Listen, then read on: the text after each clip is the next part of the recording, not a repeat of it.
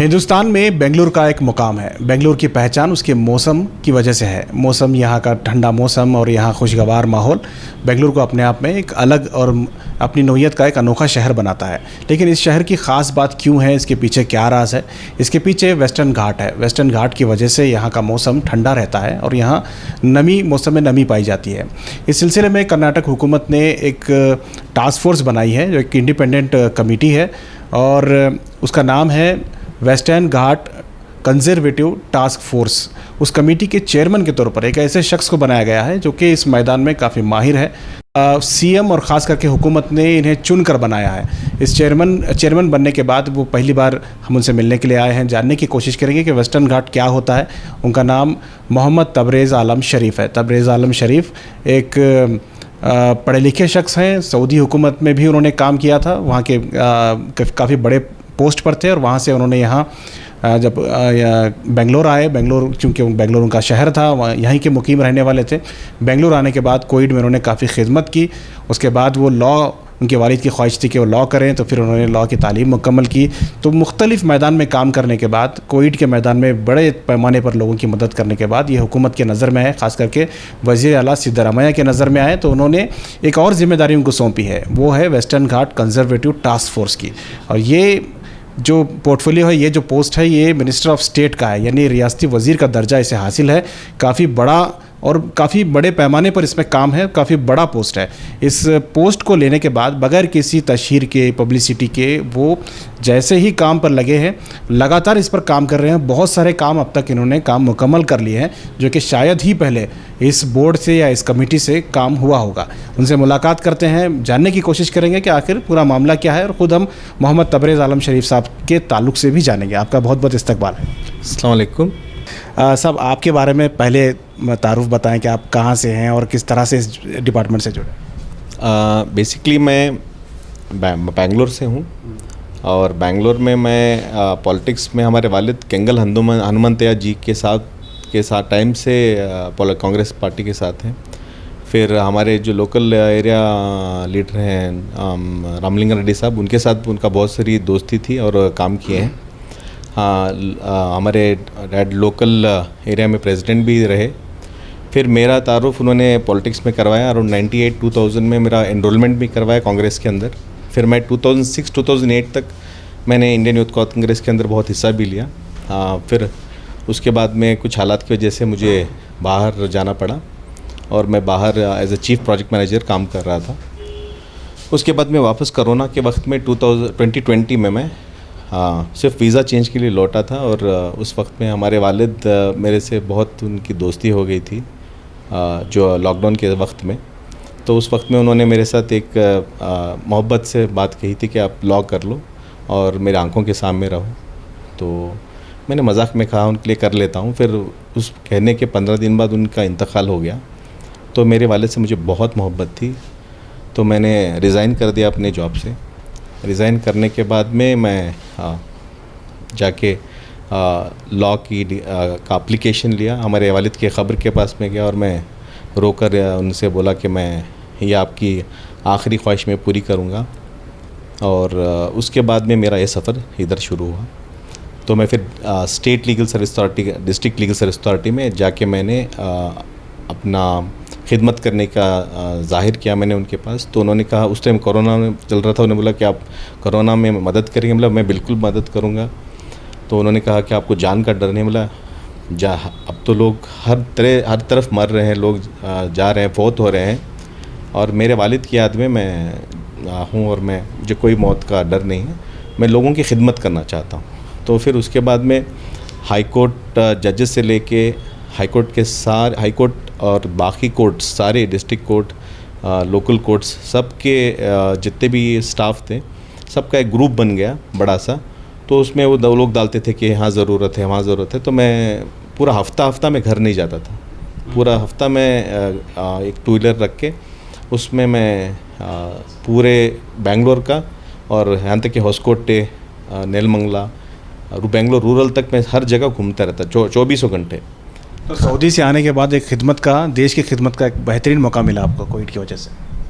बेहतरीन मौका मिला और ये मेरी खुशनसीबी है कि ऊपर वाले ने मुझे खिदमत का मौका दिया।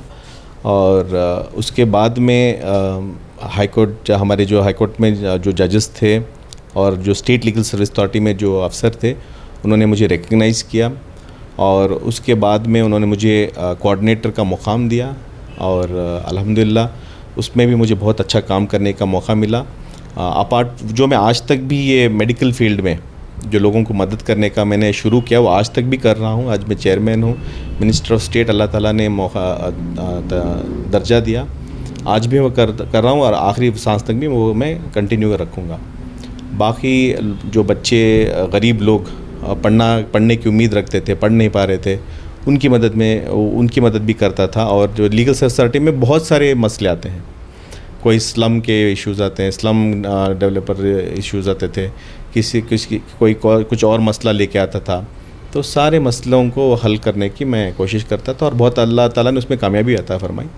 फिर एक अरसे के बाद में मुझे हाई कोर्ट से बताया गया कि आप जाके पहला लोक अदालत कंडक्ट करो रेरा में। तो मुझे तो जाने का इंटरेस्ट नहीं था, क्योंकि मुझे हॉस्पिटल और बाकी ज़रूरतमंदों की और गरीबों की मदद करने का बहुत दिल था और मुझे बहुत उसमें खुशी महसूस होती थी।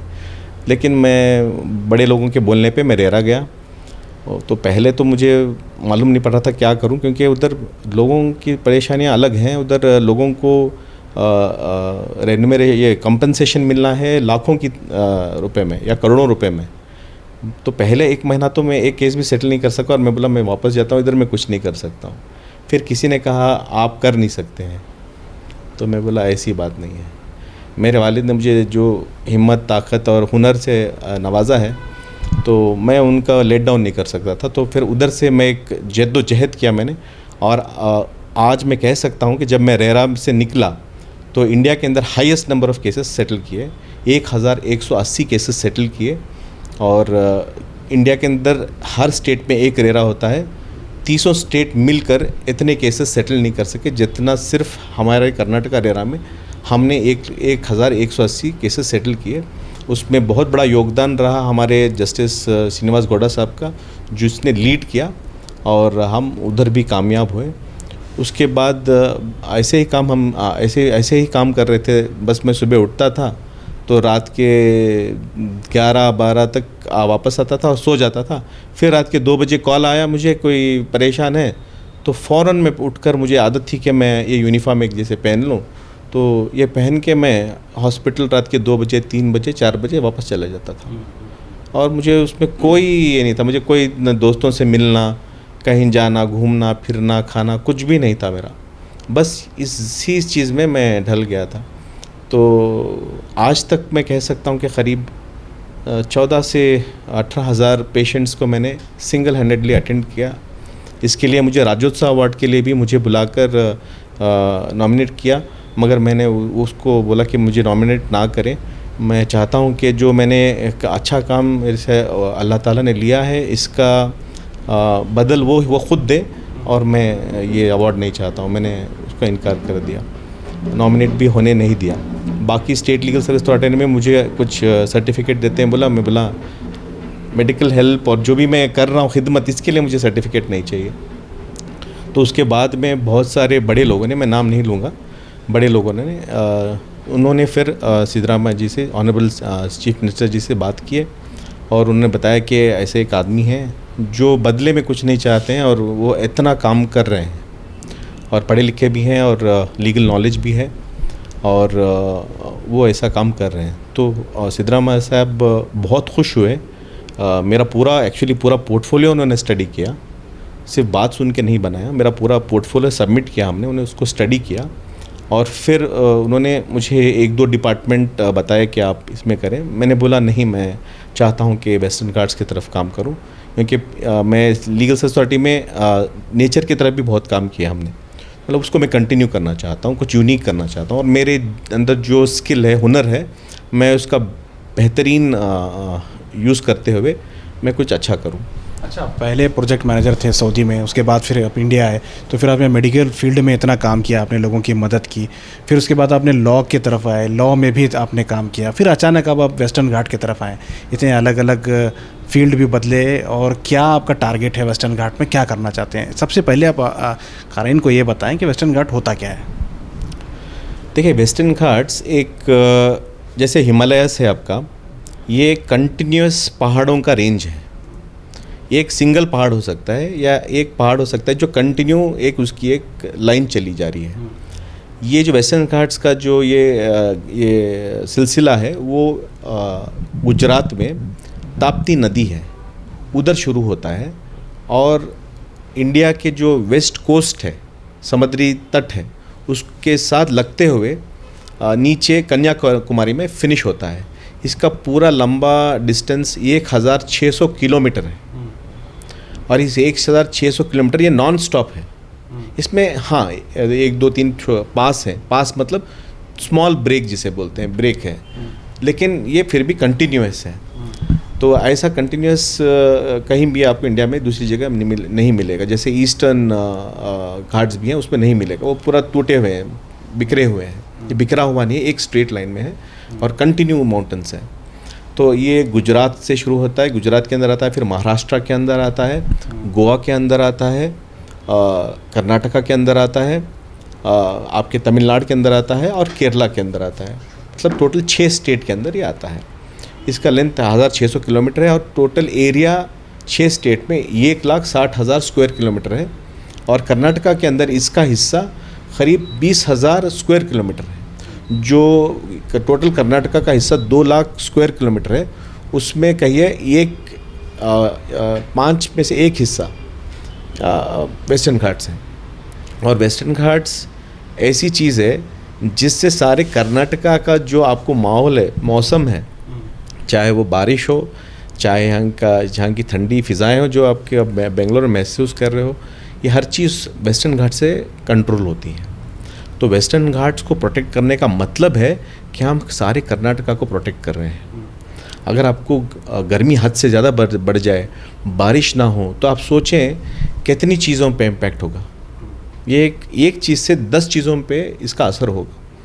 तो एक पलक्काड़ पास बोल के है, जैसे मैंने बताया कंटिन्यू है, बीच में छोटी छोटी ब्रेक है और 1 2 3 ही ब्रेक है। इसमें एक ब्रेक होता है, इसको बोलते हैं पलक्काड़ पास। जैसे हमारी ज़ुबान में उसको एक गली बोल सकते हैं। पहाड़ कंटिन्यू पहाड़ है, उसमें एक छोटी सी गली है। ये गली 30 किलोमीटर वाइड है। इस 30 किलोमीटर वाइड गली के तरफ से पास, जिसे हम इंग्लिश में बोलते हैं, इसकी वजह से बेंगलोर में जो है बेहतरीन ठंडा मौसम है।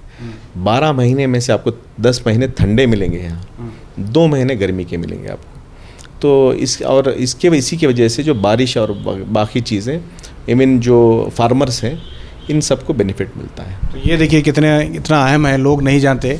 बेंगलुरु की खूबसूरत जो बेंगलुरु का मौसम है, वो उसकी वजह क्या है वो आज पता चली, क्योंकि वेस्टर्न घाट से ही जो है वो मौसम यहाँ आता है। तो इसके लिए आपका काम क्या होता है, आपकी कमेटी किस तरह से इसे काम करती है?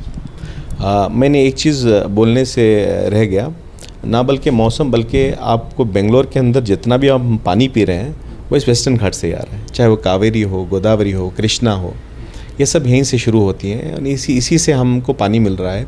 इसी से सारे फार्मर्स को उनका काम करने के लिए, फार्मिंग करने के लिए पानी मिल रहा है। तो पानी भी वहीं से मिल रहा है, मौसम भी वहीं से मिल रहा है और बारिश भी वहीं से हो रही है। तो हमारी कमेटी का काम ये है कि ये कमेटी जो है 2008 में कर्नाटका गवर्नमेंट ने लेजिस्लेटिव असेंबली में एक वादा किया कि हम लोग उस वक्त के जो ऑनरेबल चीफ मिनिस्टर जी थे, उन्होंने ये वादा किया फ्लोर ऑफ द हाउस में कि हम वेस्टर्न घाट्स को बचाएंगे। क्यों बचाएंगे? मैंने अभी जैसे आपको बताया, इसकी खासियत है। तो इन वजहों से इनको हम बचाएंगे और इस बचाने के लिए ये कमेटी का उन्होंने फॉर्मेशन किया। तो फॉर्मेशन करने के टाइम में इस कमेटी को ये पावर्स दिए कि जो ये 10 डिस्ट्रिक्ट्स आते हैं हमारे कर्नाटका में, वेस्टर्न घाट्स टोटल 10 डिस्ट्रिक्ट्स में आते हैं। ये 10 डिस्ट्रिक्ट्स का नाम भी आपको मैं शॉर्टली बता देता हूँ। ऊपर शुरू होता है बेलगाम, फिर उत्तर कन्नड़ा, दक्षिण कन्नड़ा, उडुपी, मंगलुरु, हासन, कूर्ग, चिकमंगलुरु, मैसूर, चामराजनगर। तो ये सारे 10 डिस्ट्रिक्ट आते हैं। तो इन 10 डिस्ट्रिक्ट में भी अभी आपको कंजर्वेशन है। अब बहुत सारे लोग, मैं बताऊंगा कि आपको आके बोलते हैं, साहब आप क्या फॉरेस्ट को बचा रहे हैं, क्या आप पेड़ पौधों को बचा रहे हैं, क्या आप जानवरों को बचा रहे हैं? मैं बोलता नहीं, फॉरेस्ट तो सिर्फ एक हिस्सा है वेस्टर्न घाट्स का एक हिस्सा है बस। जानवर उसके अंदर वो भी एक हिस्सा है। वेस्टर्न घाट्स को बचाने का मतलब ये है कि जिस तरह कुदरत ने उसको दिया है, हमारे को हमको सौंपा है, उसको उसी तरह जितनी हद तक हम उसको बचाएं, उसको बचा के रखना है। तो आप बताएंगे पूछेंगे कि किस चीज़ों से बचाना। अब देखिए, डेवलपमेंट वर्क होता है। डेवलपमेंट को तो आप नहीं रोक सकते हैं, क्योंकि ये वेस्टर्न घाट्स के अंदर लोग भी रहते हैं। पूरे वेस्टर्न घाट्स के अंदर करीब 50 करोड़ लोगों को ये डायरेक्टली और डायरेक्टली अफेक्ट करता है। इतनी आबादी है पूरे 6 स्टेट्स के अंदर। तो आप अगर डेवलपमेंट रोक देंगे तो 50 करोड़ लोगों का क्या हाल होगा करीब।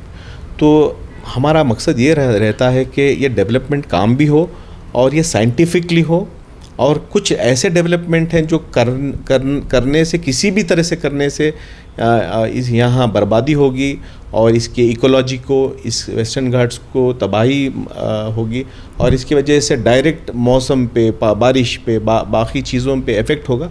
तो उन चीज़ों को हम कहते हैं कि ना करने के लिए भी हम गवर्नमेंट को सजेशन देते हैं। और इसमें अभी हमारा कमेटी के पावर्स ऐसे आते हैं कि इसे एक मल्टी डिसिप्लिनरी बॉडी है। मतलब कमेटी एक है, मगर कमेटी जब तक अभी ये 10 डिस्ट्रिक्ट के अंदर आपको कंजर्वेशन करना है, बचाना है, तो आप सिर्फ फॉरेस्ट डिपार्टमेंट को कॉल के साथ काम करेंगे नहीं होगा।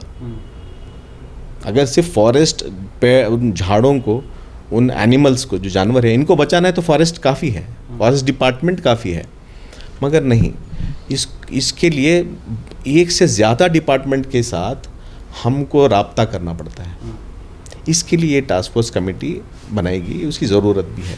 अभी वो डिस्ट्रिक्ट एडमिनिस्ट्रेशन हो सकता है, वो टूरिज़्म डिपार्टमेंट हो सकता है, वो आपका रोड एंड ट्रांसपोर्ट हो सकता है, वो आपका पीडब्ल्यूडी डिपार्टमेंट हो सकता है, वो आपका जियोलॉजी डिपार्टमेंट हो सकता है, और बाकी कोई भी डिपार्टमेंट गवर्नमेंट का हो सकता है। इन 10 डिस्ट्रिक्ट में किसी से भी हमें राब्ता करना पड़े तो हम कर सकते हैं, ये हमें पावर्स है। अच्छा, आपकी कमेटी में कितने मेंबर्स होते हैं और स्टाफ कितना है और बजट कितना आपको अलॉट होता है?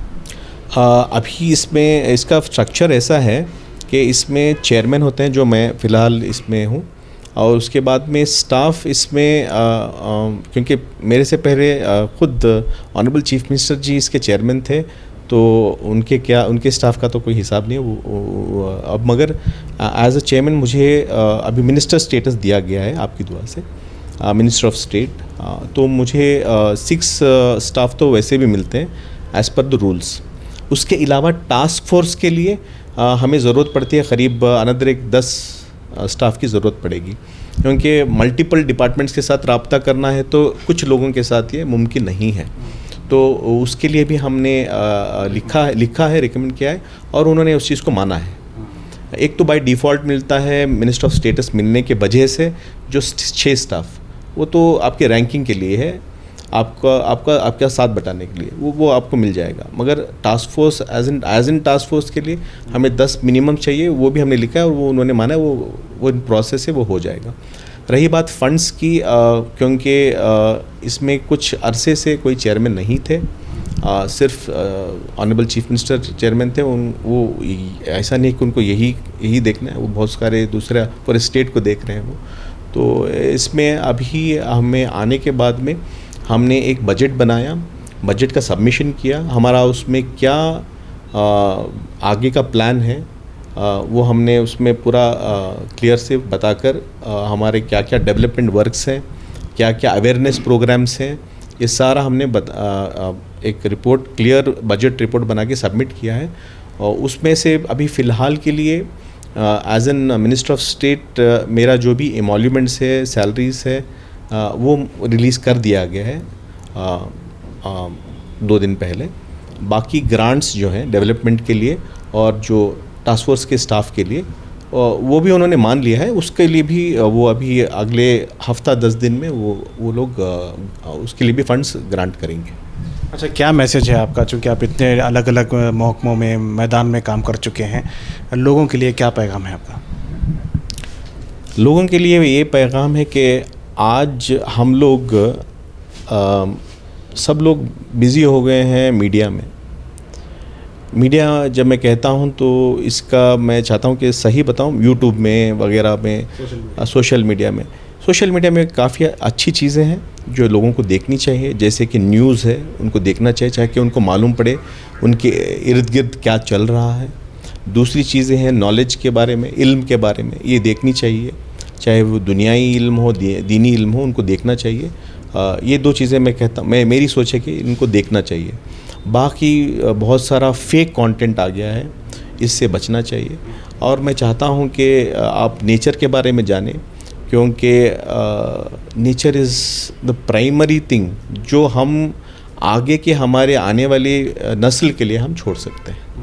हम घर बनाते हैं, प्रॉपर्टी बनाते हैं, और बच्चों के लिए कहते हैं कि हमने ये बच्चों के लिए हम छोड़ रहे हैं ताकि वो सिक्योर रहें, मगर हम ये भूल रहे हैं कि अगर नेचर नहीं रहेगा तो आप बच्चों के लिए क्या सिक्योर कर रहे हैं। जब बारिश सही नहीं होगी तो आपको अनाज सही नहीं उगेगा, आपको अच्छा अनाज ना मिलेगा और अनाज भी कम मिलेगा। और आपको अगर बाकी मौसम अच्छा नहीं है, बाकी बहुत सारी चीज़ों से पोल्यूशन बढ़ जाएगा। ये सब चीज़ें देखिए, अभी वेस्टर्न घाट्स इतना बड़ा फॉरेस्ट है, ये कितना कार्बन को पीता है, तो आपको कितना पोल्यूशन से बचा रहा है। आप देख रहे हैं आज दिल्ली की हालत क्या है, ठीक है। ऑनरेबल चीफ मिनिस्टर जी ने, ये उनके बहुत दिल के करीब है, जो मैंने उनसे सुना बहुत सारे प्रोग्राम्स में, हमारी जो मीटिंग्स होती हैं, तो उनके दिल के बहुत करीब है वेस्टर्न घाट्स, और वो बहुत कीन है कि हम वेस्टर्न घाट्स को बचाएं। और हम यहाँ तक कि जो आजकल रिसेंट में जानवरों के और लोगों के बीच में एक बहुत बड़ा तनाव बन गया है, जिसको मानव प्राणी संघर्ष बोलते हैं, तो इसमें ह्यूमन वाइल्ड लाइफ कॉन्फ्लिक्ट बढ़ गया है। बहुत सारे जगह जानवरों का एक फिक्स्ड रास्ता है। अगर आपको मालूम करके खुशी होगी, हाथियों का एक रास्ता है जो कर्नाटक में शुरू होता है, बर्मा में एंड होता है। तो आज बहुत सारे इनके जो ये रास्ते हैं, फिक्स्ड रास्ते हैं, इनके दरमियान हमने बहुत बड़े बड़े डैम्स वगैरह बना दिए हैं या कुछ और डेवलपमेंट कर दिए हैं, जिसकी वजह से इनको अभी एक रास्ता बदल के जाना पड़ रहा है। और उस रास्ता बदलने की वजह से ये लोग गांव में, शहर में आ रहे हैं। इससे जानवरों का और इंसानों का आमना सामना हो रहा है, इसमें उनका भी नुकसान हो रहा है और इंसानों का भी नुकसान हो रहा है। तो ये चीज़ें चीफ मिनिस्टर जी को बहुत बहुत नापसंदीदा चीज़ें, और वो चाह रहे हैं कि इसको किसी तरह से भी हल किया जाए। ये नहीं है कि किसी एक इंसान को शेर ने मार दिया या हाथी ने मार दिया, उसको आप मुआवजा दे दो। वो उन्होंने खुद कहा है, मुआवजे के मैं ख़िलाफ़ नहीं हूँ, मैं चाहता हूँ कि जिसको तकलीफ़ है उसको मुआवजा मिलना चाहिए। लेकिन वो हमारे चीफ मिनिस्टर जी कहते हैं कि मुआवजा देना बड़ी बात नहीं है, एक इंसान की जान बचाना बड़ी बात है। पहली बात तो उसकी जान बचाने की कोशिश करें, उसके लिए बहुत सारी चीज़ें, इनिशिएटिव्स हमारे ऑनरेबल फॉरेस्ट मिनिस्टर खंडरे साहब ने भी लिए हैं। आपने देखा है रिसेंटली सफारीज़ को बंद किया गया, और आगे एज ए टास्क फोर्स हम भी बहुत सारी इनिशिएटिव्स लेंगे इस बारे में भी कुछ करने के लिए। और हम चाहते हैं कि आजकल आप देखेंगे बच्चे, माँ बाप कहीं चॉकलेट का पेपर भेज दिए या बिस्किट का पैकेट का कवर फेंक दिए, तो वो कहते हैं कि मम्मी पापा आप मत फेंकिए, टीचर ने बताया है आप इंडिया को स्वच्छ रखना है, स्वच्छ भारत बनाना है, इसको क्लीन रखना है, हमारा ये खूबसूरत देश है, मुल्क है, इसको साफ़ रखें। तो इसी तरह मैं चाहता हूँ कि बच्चों को भी आगे के लिए हम WWF जो है, वर्ल्ड वाइल्ड लाइफ फंड, उनके साथ पार्टनर किए हैं अभी हम, कि स्कूल्स में हम प्रोग्राम्स ऑर्गेनाइज कराएंगे। और नेचर में स्पेशली जो हमारे स्टेट के अंदर जो ये ख़जाना है, वेस्टर्न घाट से एक ख़जाना है, तो इस ख़जाने के बारे में हम चाहते हैं कि इनको नॉलेज दी जाए। और ताकि जब आप देखें कि वेस्टर्न घाट्स में काफ़ी सारे हिल स्टेशंस हैं, तो हम चाहते हैं कि इधर कम्प्लीटली प्लास्टिक बैन हो। हम फ्यूचर में इन 10 डिस्ट्रिक्ट्स के डिस्ट्रिक्ट कलेक्टर्स को बात करके हम प्लास्टिक बैन करना चाहते हैं, ऑन द लाइंस ऑफ जो ऊटी में किया गया है, जो कोडाइकनाल में किया गया है, उस लाइंस पे। और उससे बेहतर हम चाहते हैं टोटल प्लास्टिक बैन हो, ताकि टूरिस्ट उधर गंदगी ना करें। और हम चाहते हैं कि अवेयरनेस के बारे में जो इसके अलावा हम चाहते हैं कि जो थिएटर्स आप जाएंगे मूवी देखेंगे तो आप देखेंगे कि मूवी स्टार्ट होने से पहले आपको 10 बार दिखाया जाएगा कि आप सिगरेट ना स्मोक करें। आपके लंग्स के लिए बुरा है, आपके हार्ट के लिए बुरा है, आपकी जान के लिए ख़तरा है। तो और फिर इंटरवल में फिर 10 बार दिखाया जाता है। तो हम चाह रहे हैं, हम वो भी अभी ऑलरेडी हम बातचीत कर रहे हैं इन चीज़ों का और हमको बहुत अच्छा रिस्पांस मिला है। आगे आप देखेंगे कि थिएटर्स में 10 बार स्मोकिंग के बदल 8 बार दिखाएंगे, शायद 2 बार दिखाएंगे कि हमारा वेस्टर्न घाट्स इसको बचाएं। यहाँ जाएं तो आप गंदगी ना करें, यहाँ जाएं तो आप रेस्पॉन्सिबली बिहेव करें, कहीं भी रास्ते में रोक के जानवरों के साथ छेड़छाड़ ना करें और इसकी इम्पोर्टेंस क्या है, इससे हमको क्या फ़ायदा है, ये सब बताने का उसमें हम काम करेंगे। अच्छा, दूसरे स्टेट्स में वेस्टर्न घाट की इस तरह से टास्क फोर्स बने हैं क्या? दूसरे स्टेट्स में भी तो आता होगा ये वेस्टर्न घाट? देखिए, टोटल 6 स्टेट्स में वेस्टर्न घाट्स आता है। जैसे मैंने बताया, गुजरात, महाराष्ट्र, गोवा, कर्नाटका, तमिलनाडु, केरला। तो और ये भी मैंने आपको बताया कि इन 6 स्टेट्स में ना और प्लस सारी इंडिया में पहला ऐसा ये टास्क फोर्स कमेटी बनाया गया 2008 में। जब 2008 में ये टास्क फोर्स कमेटी बनाया गया, इंडिया के अंदर कहीं भी ऐसा नहीं बना था, ना बल्कि 6 स्टेट में कहीं भी नहीं। तो ये बहुत खुशनसीबी की बात है कि हम लोग कर्नाटका में नेचर को इतना पसंदीदा करते हैं। आप देख सकते हैं हमारा बैंगलोर भी। क्या ज़रूरत इस बात की है कि दूसरे स्टेट में भी इस तरह के टास्क फोर्स बनाए जाए ताकि कोऑर्डिनेशन के साथ काम हो, क्योंकि इतना बड़ा वो वेस्टर्न घाट है कि उसे एक स्टेट कंट्रोल करना मुश्किल है। नहीं, बिल्कुल सही बात कही आपने। हम लोग कोशिश कर रहे हैं, लेकिन एक जॉइंट एफर्ट करने से ये इसमें हमको ज़्यादा फ़ायदा मिलेगा और इसको बेटर हम कंजर्व कर सकते हैं जो हम करना चाह रहे हैं। तो इसके लिए भी हम फरवरी और मार्च में 2026 अगले 2-3 महीने में हमारा एक ऑलरेडी प्रोग्राम हमने ऑलरेडी अनाउंस किया है, घाट संवाद। ये घाट संवाद में हम मंगलुरु में होल्ड करेंगे। पिलकुला है मंगलुरु में, वहाँ रहेगा। ये 3 दिन का एक सेमिनार रहेगा जिसमें 6 स्टेट्स, जहाँ ये वेस्टर्न घाट्स आता है, 6 स्टेट्स के भी गवर्नमेंट ऑफिशियल्स, साइंटिस्ट, एनवायरमेंटलिस्ट सबको बुला रहे हैं हम, मिनिस्टर्स को भी, फॉरेस्ट मिनिस्टर्स को भी और बाकी सब डिपार्टमेंट के इंचार्जेस को बुलाकर हम एक जॉइंट फोर्स बनाने का भी हम कोशिश कर रहे हैं। और हम चाहते हैं कि मिलकर एक कोई जॉइंट मैकेनिज़्म बनाया है ताकि मिलकर हम लोग इस चीज़ को और बेहतर कर सकें। और पॉलिसी लेवल पे, लॉ लेवल पे भी हम डिस्कशन करना चाह रहे हैं। हम लोगों ने सोचा कि बच्चों को कैसे एजुकेटेड किया जाए, तो उनको स्कूल में भी भेज के WWF के ज़रिए हम एजुकेशन पहुंचाएंगे। साथ में हम एक परमानेंट कुछ चीज़ चाहते हैं। तो इंडिया के अंदर हम चाहते हैं कि फ़र्स्ट एक ऐसा म्यूज़ियम हो, जैसे कि western Ghats museum and research institute. उसका हमने एक डिटेल्ड रिपोर्ट बनाया है, ऑनरेबल चीफ मिनिस्टर जी को दिया है, ऑनरेबल फॉरेस्ट मिनिस्टर जी को दिया है। ऑलरेडी ऑनरेबल चीफ मिनिस्टर जी और ऑनरेबल फॉरेस्ट मिनिस्टर जी उस पर राज़ी हैं।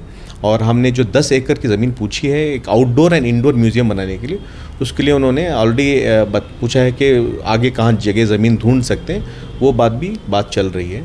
और उसके अलावा हम लोग अभी दिसंबर या जनवरी में एक 10 पीस का एक पोस्ट कार्ड रिलीज़ कर रहे हैं in memory of western Ghats. आज तक ऐसा नहीं किया गया। इन चीज़ों से लोगों के दरमियान इसकी बातचीत फैलेगी और इनके दिमागों में ये चीज़ आएगी। और इसके अलावा एक बहुत बड़ी चीज़ आप बोल रहे थे कि कैसा प्रोटेक्ट करना है, तो मैंने बता रहा था कि एक तो मैंने डेवलपमेंट का आपको बताया कि किस तरह से डेवलपमेंट जो बिल्कुल नहीं होना चाहिए उसके बारे में हम गवर्नमेंट को सजेस्ट करेंगे, जो हो सकता है मगर थोड़ा चेंजेस लाके वो भी हम बताते हैं। और एक बहुत इम्पॉर्टेंट चीज़ है जो रिसेंटली बहुत सारे लोग पूछ रहे हैं कि इन 10 डिस्ट्रिक्ट्स में हिल स्टेशंस होने की वजह से, हिली एरिया होने की वजह से बहुत सारे रिसोर्ट्स ज़्यादा आ गए हैं और इन रिसोर्ट्स की वजह से बहुत मुश्किलातें आ रही हैं। तो इसके लिए भी जो हमने अभी प्लास्टिक बैन करने के लिए और इन घाट सेक्शंस को क्लीनर रखने के लिए जो हम डिस्ट्रिक्ट एडमिनिस्ट्रेशन के लिए 10 डिस्ट्रिक्ट के डिस्ट्रिक्ट कलेक्टर्स के साथ हम एक मीटिंग होल्ड करेंगे जनवरी में। उस वक्त में हम इस रिसोर्ट्स के मसले भी उठाएंगे और हम चाहते हैं कि कोई एक फ्रेमवर्क आए, ऐसी खुली छूट ना हो। हालांकि प्रेजेंट गवर्नमेंट ने कोई नए लाइसेंस या परमिशंस रिसोर्ट्स के लिए नहीं दिए हैं, मगर हम चाहते हैं कि जो एग्जिस्टिंग है उनके ऊपर भी कोई एक जिम्मेदारी होनी चाहिए। तो हम चाहते हैं उनके उनके कोई रेगुलेशंस हो, तो ये बात भी हम उठाएंगे उस वक्त में। बहुत बहुत शुक्रिया आपका, आपने वक्त दिया। तो ये थे तबरेज़ साहब, जो कि एक बहुत ही अहम मुहिम के तहत काम कर रहे हैं। इन्होंने अपने शौक़ से, अपने दिलचस्पी से इस पोर्टफोलियो को चुना, इस ओहदे को चुना, ताकि वो इस मैदान में कुछ बेहतर कर सकें।